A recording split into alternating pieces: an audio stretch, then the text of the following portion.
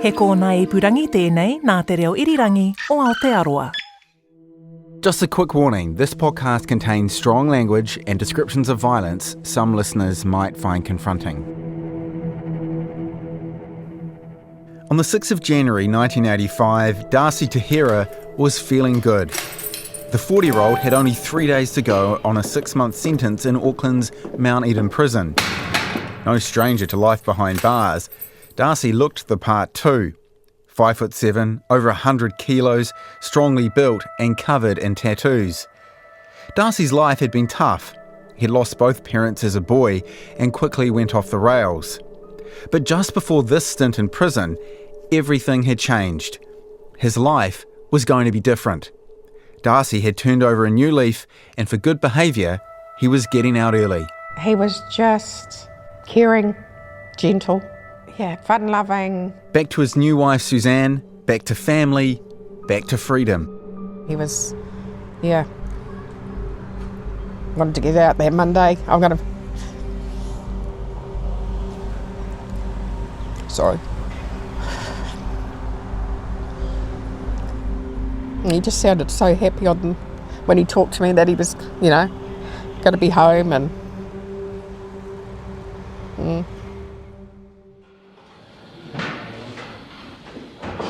Around 7:20 that Sunday morning, Darcy did what he always had, grabbed some breakfast from the prison kitchen and sat down to eat in the lunchroom.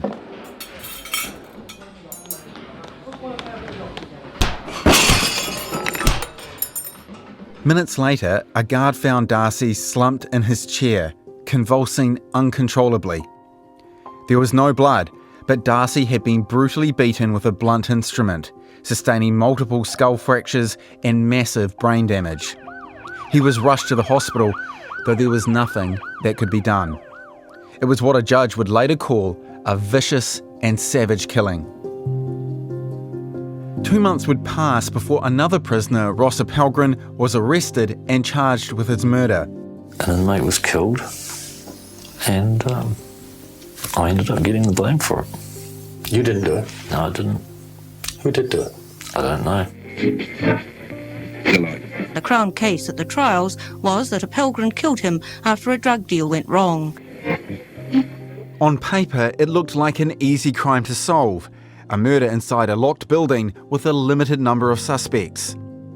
Police were adamant they got the right man. You're convinced that justice was done? Yes. After all, they had an inmate who claimed he'd witnessed the killing. I then saw Ross swing the pedal over his right shoulder and round to his left, and I heard the sound of a crack. And another who said Ross confessed. He'd been ripped off for an ounce of dope. He said he smashed him over the head, and if he dies it will be the perfect murder because of the lack of blood. A prosecution case that was so simple, so concise, so easy for jurors to understand. But as you'll hear, there was so much left out. I think it's bad when they can do that, withhold evidence. Because the reality is, nothing about this case is simple. It is instead one riddled with controversy. A jailhouse murder where the only witnesses were convicted crooks living under jailhouse rules. Those crims who testified for the Crown were presented as truth-tellers. He was one of those guys who had no prestige in jail at all because he was just such a fucking liar. He just lied all the time. You couldn't believe anything he said. But to their fellow inmates, they were branded simply as narcs. Only one grade of offender below narcs, and that's child molesters. For Ross Appelgren, he always maintained his murder charge solely relied on narcs selling authorities a pack of lies.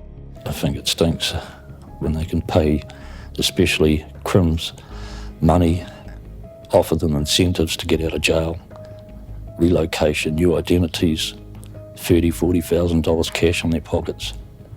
There's not a lot that would turn it down. The details of these backroom deals reached with prosecution witnesses would take years to emerge, only wrestled into view after Ross went to extreme ends to clear his name. For the first time on New Zealand radio, you will have a chance not only to hear, but to talk back with a convicted murderer on the run in this country. Ross Appelgren is on a telephone and he'll talk to us for the next 4 hours. Well, I believe that miscarriage of justice was done. And despite twice being found guilty of murder, Ross refused to admit defeat. I want my case back before the courts. If they release me, I'll carry on the fight. He made New Zealand legal history, becoming the first person to obtain a rare Governor-General endorsed appeal against his conviction. Not once, but 2 times. However, Ross passed away without ever having his last appeal heard. And now, more than a decade after his death, his wife Julie is attempting to finish what he started. A very happy ending it would be, but also vindication that he was right all along. And that sad he's not here, but then I could finally let it go. And Julie's not the only woman searching for answers on behalf of a dead husband. So is Suzanne Young, the wife of the murder victim Darcy to Hira. Do you think either trial heard the full story of what happened to your husband? No. And how does that make you feel? Angry. He was supposedly under the protection of the Crown. It should never have happened. You're listening to Nark, an RNZ investigative podcast. I'm your host, Mike Wesley-Smith. This is episode 1. Tony. Justice has always interested me. I did a law degree, practiced law, and also worked as an investigator on inquiries into abuse in New Zealand's largest known case of child torture. But then I loved telling people stories too, so I became a journalist, working on some of New Zealand's biggest current affairs programs. And now I make podcasts in my spare time. But I can tell you, I never expected to start a prison murder podcast with a love story. Tony came over and I remember him saying exactly when he came over to me, he says, "Hello, what's your name?" And that was me gone. Really? Yep. It was like that? Yep. Like in the movies? Yep. This is Suzanne Young.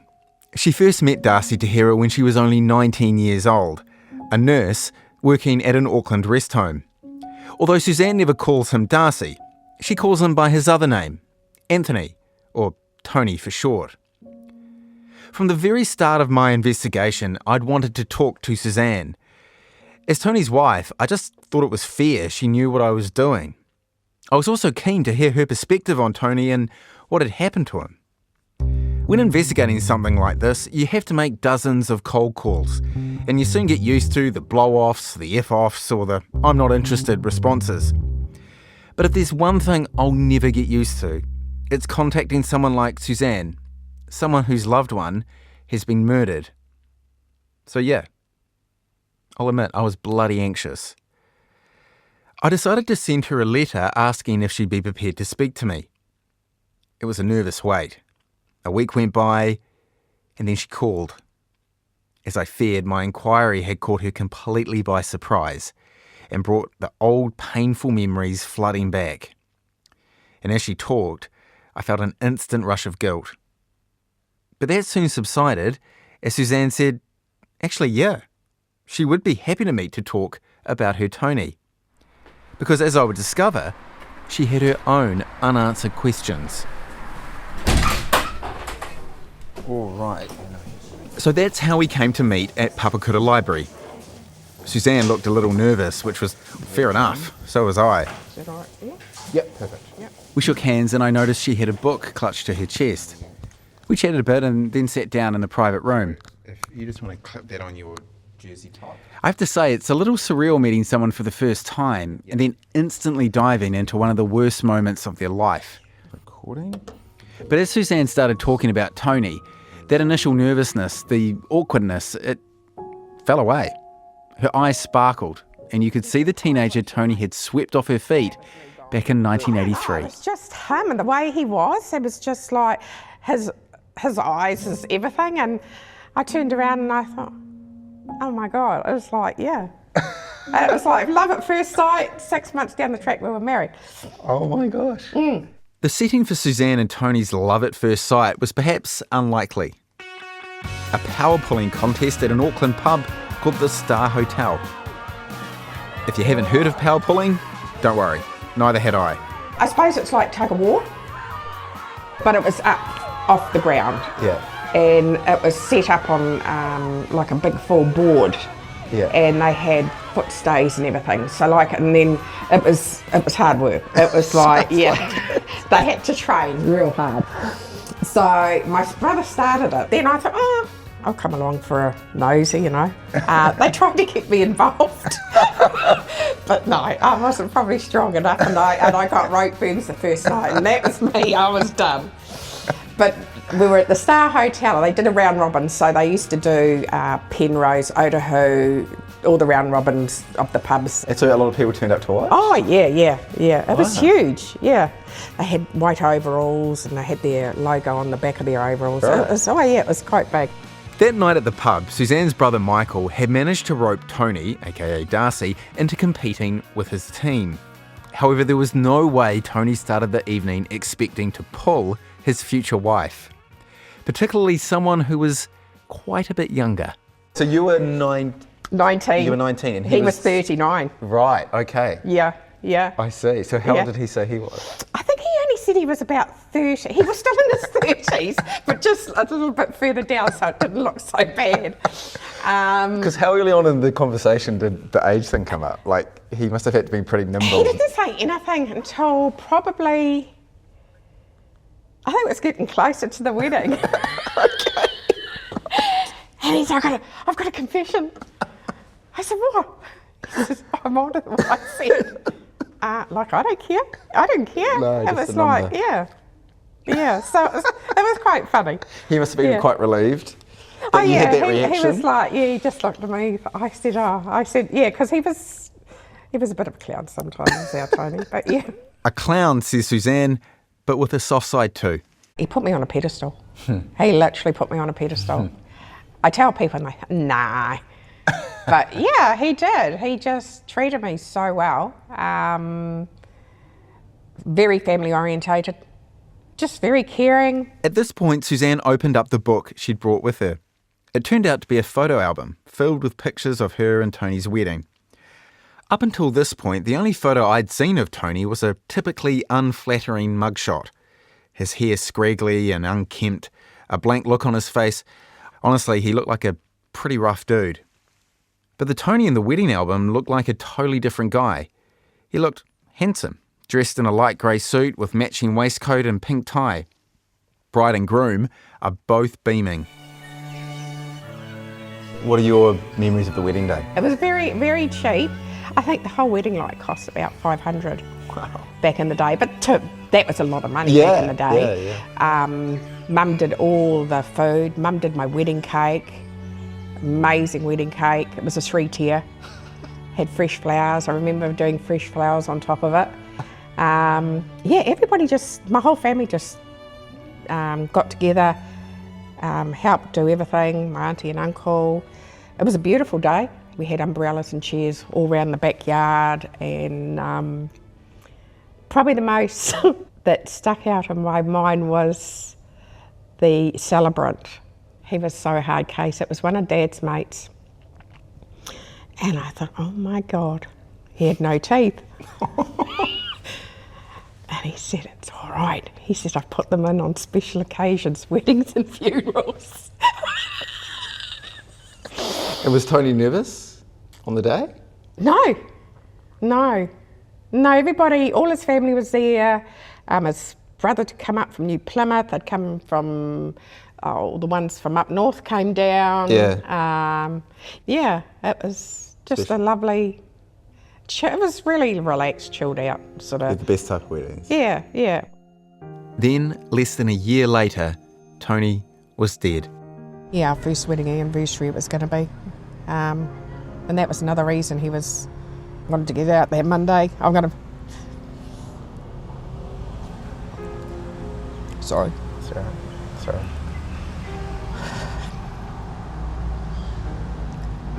And he just sounded so happy when he talked to me that he was, going to be home and... Yeah. Sorry. No, sorry. I thought I was going to be all right up until now. Sorry. Oh, shit. You've been doing really well. Oh, God, sorry. No, you don't need to apologise at all. Yeah. So it's had a lasting impact. Yeah. I suffer post-trauma. I'm on medication. Yeah. That's what, started it, and I've had so much trauma since. Yeah. Yeah. So I lived my life on medication. I've had literally a breakdown through stuff that's happened. And, yeah. And as I tell people, it never goes away. It's in the back of your mind, but it never. The stuff you remember is the trauma you remember.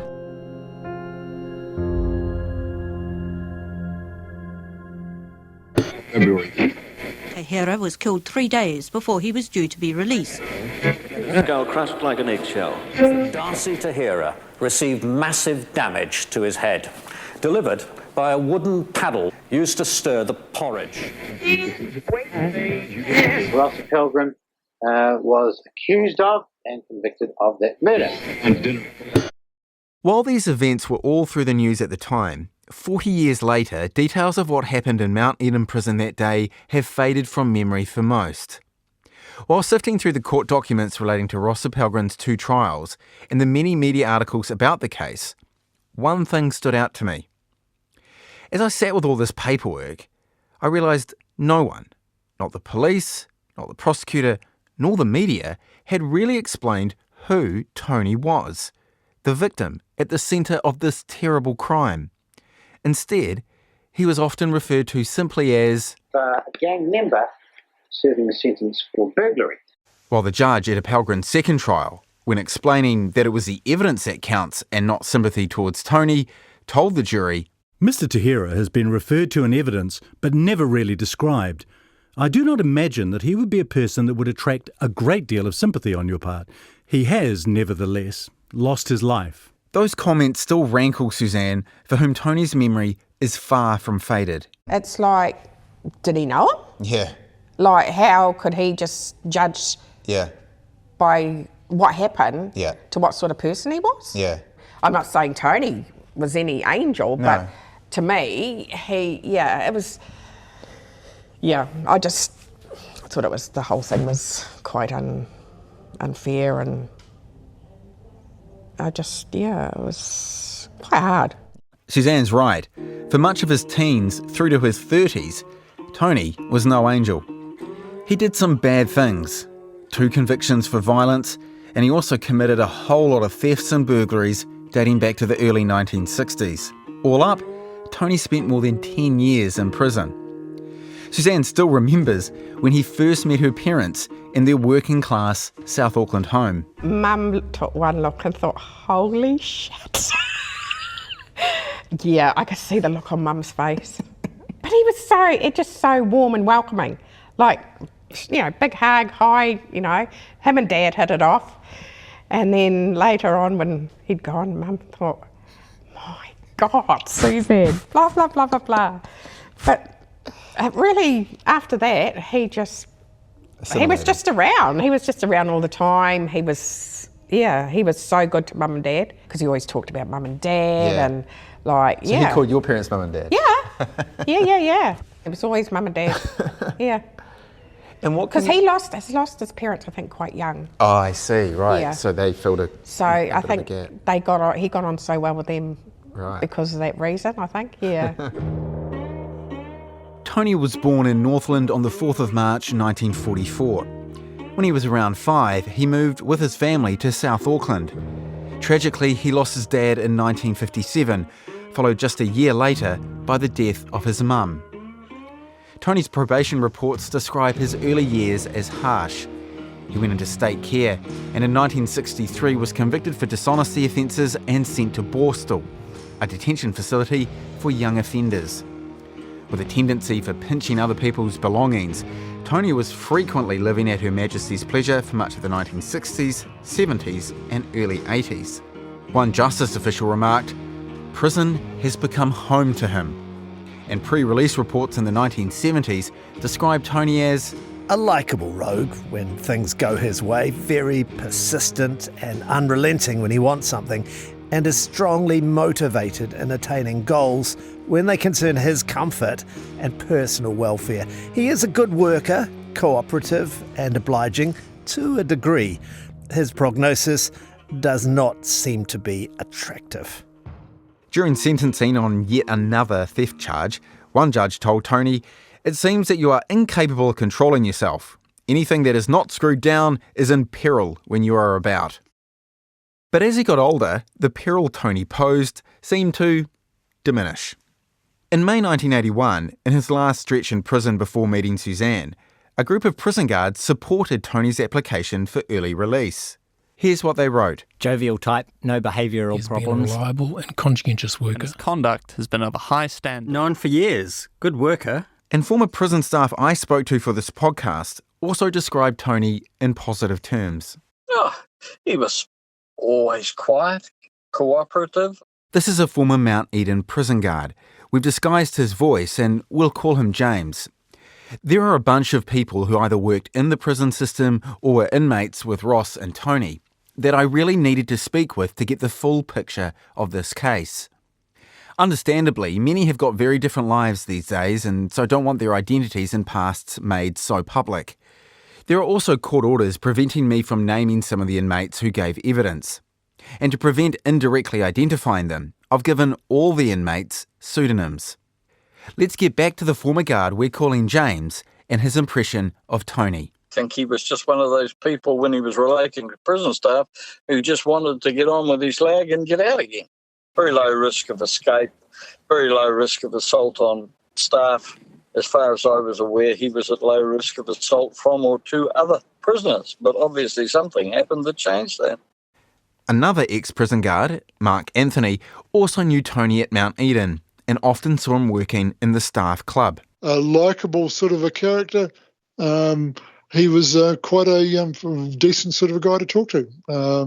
They wouldn't have him over there unless he was quite approachable. What gang did you understand him to be associated with? I thought he was Black Power. Black Power, for any overseas listeners, is one of New Zealand's largest and oldest criminal gangs. Tony's association with Black Power would feature in the police investigation into his murder. Several of the Black Power inmates told detectives they would deal to the person who'd bashed Tony. Former Mount Eden inmate Whiti Taito was not a member of Black Power, but knew Tony, or Darcy, as he was called inside. A suggestion that Darcy had some association with Black Power, does that accord with your recollections of him? I believe he did, yeah. For her part, Suzanne doesn't recall Tony being tied up with Black Power.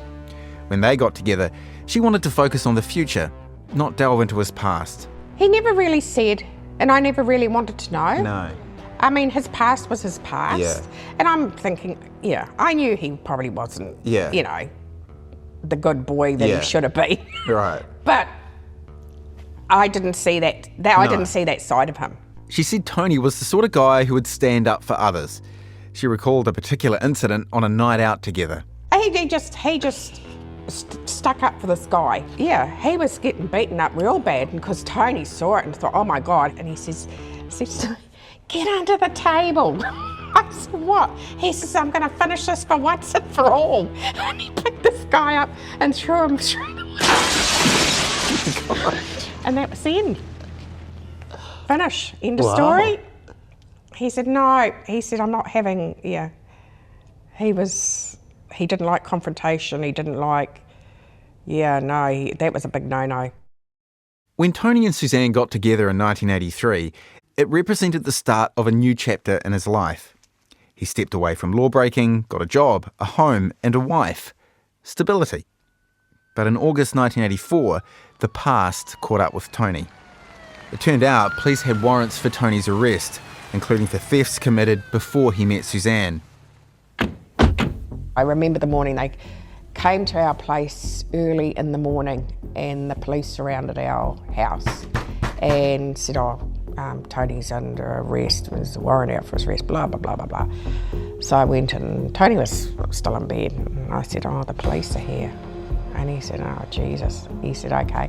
So I went back out and I said, well, you'll have to wait. I said, Tony's still in bed, he'll have to get dressed and rah-de-rah-de-rah. And there was police at the back of the house, and it was just awful. I'd never experienced anything like it.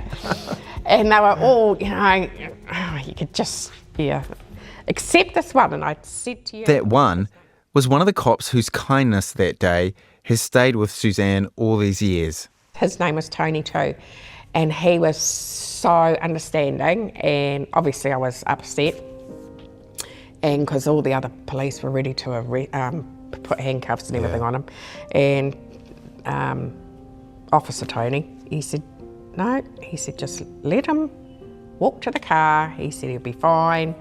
Tony walked out, gave me a big kiss. He said, don't worry about it.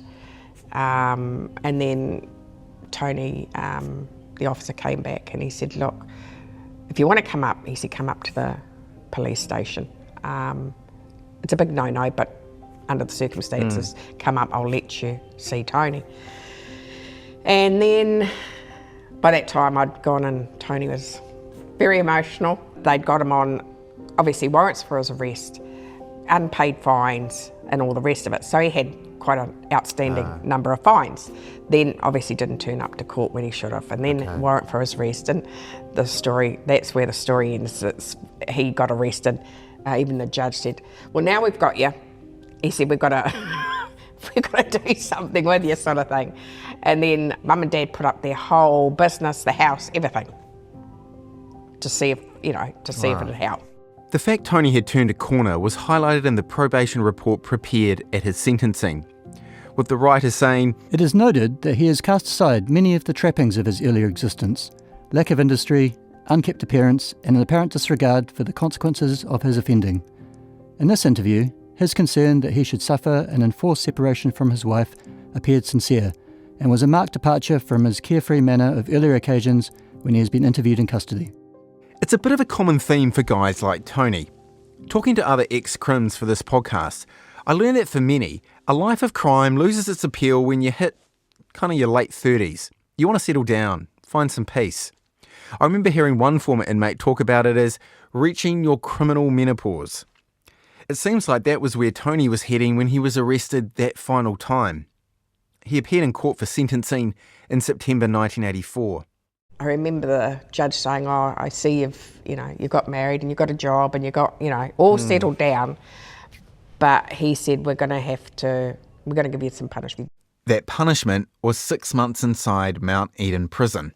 Was Tony surprised at that sentence? I don't know. I suppose Tony would just accept, okay, he done wrong. Yeah. I accept that I did wrong. Yeah. I'll just, I'll do what I have to do. He was never angry. Once Tony started his sentence, Suzanne visited every week. Every weekend, yeah. So every weekend I'd go up and see him. He'd give me a pass. They'd send me out a pass. I'd go up on a Saturday. He was allowed to ring me all the time because they thought he was such a, responsible sort of an inmate. And would he tell you all the gritty details about prison life when you spoke to him or met with him? And why do you think he would not want to tell you that? Probably because it had upset me. Yeah. What I saw at visitation was enough. So yeah, just describe to me, what was that like? The visitation, interesting. I saw a lot of stuff coming so corrupt that to me the whole place was corrupt. And I remember Tony always saying to me, just look at me, don't look left or right. Because, I saw stuff that was coming in and, my peripheral vision was quite good. I was still looking at Tony, but right next to me there was, girls always wore skirts, easy access. They'd either have,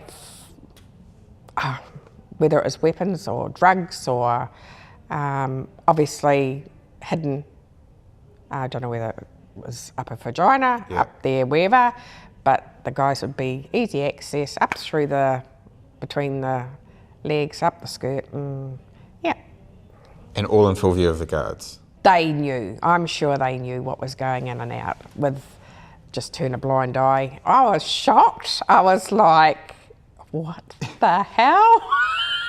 And I suppose my look on my face told her, and that's why Tony says, just keep looking at me. And I said, well, this is insane. One prison guard told me that staff nicknamed the Mount Eden visiting room the Passion Pit because of the sometimes, shall we say, lengthy, intimate contact that went on. For around 5 months, Suzanne continued her weekly visits. That was until the last week of Tony's life when he called her. He said, I don't need you to come up this weekend to see me, because he said, I'll be out on Monday. And he said, I'll be waiting at the gate for you. And then the next thing he said, I think there is actually something going down. It's going to go down this weekend. And he said, I don't want you here. Okay. And then, yeah. But he said, I'll be waiting outside the gate on Monday for you. Right. Yeah. I think probably he knew that there might have been something going down, but whether he knew it was going to be him is the burning question, whether he actually knew. Yeah. So maybe Tony had a hint that something was coming the weekend he was killed. Something he didn't want Suzanne to know about. What was that thing? Well, we can't tell you because it was never investigated. That's something you're going to hear me say a lot in this podcast. This or that piece of evidence or information was never investigated or simply overlooked. And that call from Tony, well, that was the last time Suzanne ever spoke to her husband. On Sunday, January 6, 1985, 2 prison guards came to Suzanne's door unannounced. It was just after 8 in the morning. The guards turned up in the prison van at my doorstep to say that Tony was in hospital. And then they said to me, Tony's had a seizure. We're going to take you up to the Auckland hospital where he is. The guards made no mention that Tony had been attacked. They just said he'd had a seizure. Did he have a history of seizures? No. He'd never, no epilepsy, nothing like that? Never. No. I double-checked Suzanne's recollections against the official record, and she's right. There's nothing in Tony's prison health file about a history of seizures. This is why I thought it was bizarre. And I thought, okay, so did as I was told, got in the van, they took me up to the hospital. They didn't say too much. They sort of talked to whoever it was, then left, and I was left sitting in the waiting room.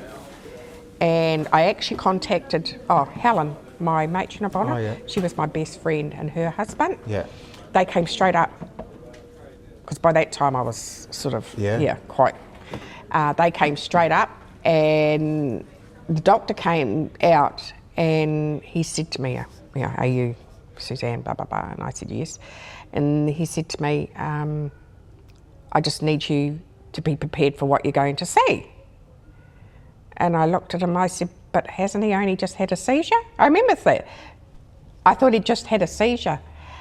No, he hasn't had just a seizure. He said, be prepared for what you're about to see. Right. And I thought, So I went in with him, and he said he's had, blunt force trauma to the head. And I'm just thinking, what the hell? And when I saw him, oh my God, it was absolutely shocking, the state he was in. And because he was on life support, so he was actually brain dead. Right. They only had his heart beaten with the machine. Okay. So I think he was already brain dead when he arrived. The only thing that's keeping him alive is the respirator machine. Basically to pull the plugs now, there's no hope of him coming back. And if he ever did come back, he'd be just a vegetable anyway. I was there right through, I was there, I laid him out, he was there when they took him off the machine, I washed them all down, laid them all out. A tender moment of dignity in a day filled with a stranger's brutality. And one of the nurses ended up crying. She left because she didn't know how I could do it. That thought certainly occurred to me. I couldn't help but remember this tragedy happened so close to a day that was meant to be so special for Suzanne and Tony. The first anniversary of their wedding.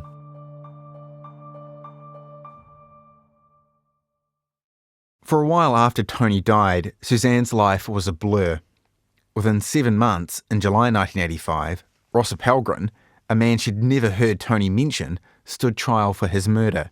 She remembers the wave of relief that swept over her when the jury delivered its verdict. He was guilty. Yeah. I said, yay. Do you remember, was that what you actually said out loud? I was like how I felt. Yeah. I said, you deserve it. Like, justice has been served. But it was a momentary respite as Suzanne came to terms with her new life, one without Tony in it. I suppose I was still trying to process. Yeah. Like, I just couldn't believe that it had happened. Yeah. And I felt probably let down because I said I've had no support. Yeah. Literally no support from anyone. So yeah, this is like the police, the Crown, there was no victim support. I don't even know if they existed Nothing. at that time. Absolutely nothing. No counselling, I got no... Like, basically, Tony died, I had to go back to work. We were down to one income. We had bills, we had rent, we had everything. So I didn't have time to really grieve, and, you know, I was like, shit, what am I going to do? Yeah. Like, yeah. It just all came down, crashing down, basically. I was a mess. Absolute mess. Still couldn't get my head around, you know, what had happened. Yeah. And yeah, literally nobody was there for me except my family. Suzanne and I chatted for ages about Tony that day in Papakura. In fact, we had to relocate to my car as I'd only booked the room at the library for an hour. Oh, sorry. Yep, cool. I'll just move our stuff out. Sorry about that. Amongst her reflections, it became clear that even all these years later, despite 2 trials examining the circumstances of Tony's death, Suzanne, like me, has unanswered questions. I do wonder why it happened. How could it have happened? How much, perhaps, corruption was in the prisons at the time? Suzanne points to the seemingly unimpeded flow of contraband and drugs into Mount Eden during her visits. She remembers Tony's comments in his last conversation to her over the phone, that something was about to go down. And she's never forgotten the strange attitude of the guards who took her to the hospital, how they just told her Tony had suffered a seizure. Why would they say that to me? Yeah. When they knew damn well Yeah. what had happened. That he had been assaulted. Yeah. That he had been blunt force trauma. Yeah. Honestly, his eyes were out like tennis balls out of his head. He was just a mess. Massive, massive big bruising where obviously he'd tried to protect himself. It was just, the whole thing just to me is bizarre. Suzanne also told me that when he died, Tony had closely cropped hair, so it wasn't like a head injury would have been hard to see. In the months following Tony's death, Suzanne did look for answers. She couldn't shake the feeling that something about this whole situation was just off. Is it too late for answers 40 years later? Well, not in my book, because that's what podcasts are for. Suzanne decided to fire off requests to corrections and police for information about Tony's death. And it turns out Suzanne's lingering questions are just the tip of a very large iceberg. Because there's a whole lot more where they came from. Like, why weren't the police called until hours after Tony Hira was found? I'm absolutely gobsmacked, quite honestly, Mike. The delay that's unbelievable. Why was the scene of the crime cleaned before the cops arrived, potentially destroying any hint of evidence? To be honest, I was absolutely shocked after you told me. Why, when police questioned the 18 inmates in the area when Tony was killed, did none of them say anything? Definitely not cooperating with the authorities was The number one thing, probably inside prison and outside prison. And why would police and prosecutors be so quick to trust the word of a 200 times convicted fraudster pointing the finger at Ross Appelgren, even after he changed his story? The big lie was that someone knew all along that Ernie had said he knew nothing. The police had started talking deals and money even before he made a statement. All that and much, much more coming up on the next episode of Nark. Thanks for listening to Nark, hosted and written by me, Mike Wesley Smith. I'm also extremely grateful to everyone who spoke with me for this podcast, especially Suzanne Young and Julia Appelgren. And if anyone listening has more information about this case, I'd be keen to hear from you. Send an email to nark@rnz.co.nz. Follow and listen to Nark wherever you get your podcasts, and if you've enjoyed it, use the share button to recommend it to a friend. Some more quick thank yous to Ngā Taonga and Mediaworks for some of the archival audio, and to the voice actors who helped bring some of the characters in this episode to life. Nigel Collins, Jack Sargent, Craig Jeanty, Jeremy Rees, Phil Vine, Trent St. Clair, Blair Stagpull, Jonathan Bell, Troy Stanton, and Elliot Samuels. The RNZ producers who worked on this episode were Liz Garton, William Ray, Duncan Smith, and Phil Vine. Audio engineers Rangi Powick, Hamish Webber, Jeremy Veal, and Jeremy Ansell all had a hand in making this episode sound so great. Thanks also to Steve Burridge and Jeremy Ansell for the studio wrangling, and to Kevin Golding for opening the doors to me every week after hours. Graphics were designed by Amrita Marks, and the shorthand page, where you can find more information on this story, was made by Hing-Yi Kong. Check it out at rnz.co.nz/nark. Tim Watkin is RNZ's Executive Editor Audio, and Brianna Uritich-Gregg is the Production Coordinator. You can find more of RNZ's great podcasts, like Kelly Talton's Last Treasure Hunt, on the RNZ website, rnz.co.nz/podcasts. Check them out. Bye for now.